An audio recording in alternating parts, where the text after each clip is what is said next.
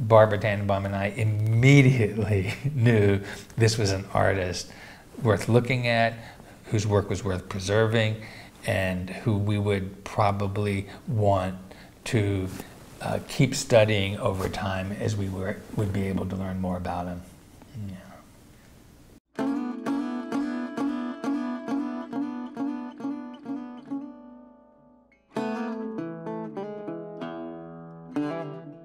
Outsider art became recognized by, it gained widespread recognition when Jean Dubuffet, the French artist, advocated that artists look at the art of children and also the outsiders, or as they called them, the insolites. But there were also doctors in various institutions, psychiatrists who studied the art of the insane around the early 20th century and started to use it as a tool for therapy and recognize it as art in and of itself. Outsider art, the interesting thing about that label is that it's more a comment on the artist than the art.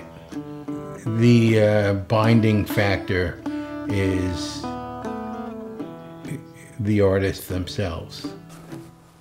My mind was blown. Chuck took me to his basement and showed me, he had told me about him and prepared me for Alfred, you know, to prepare me, like, be ready, this is an interesting guy, you know, I think you could write a story about him.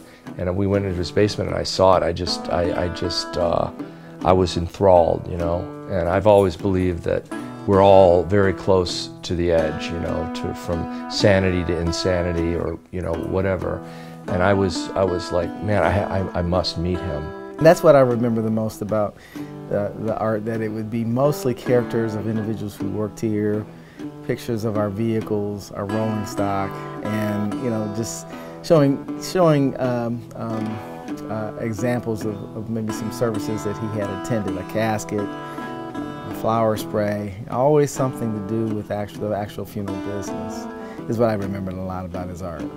It was clear that there was a distinct way of seeing the world, a distinct way of representing people, very exciting psychological relationships between the people that he rendered. It was very, very thought-provoking.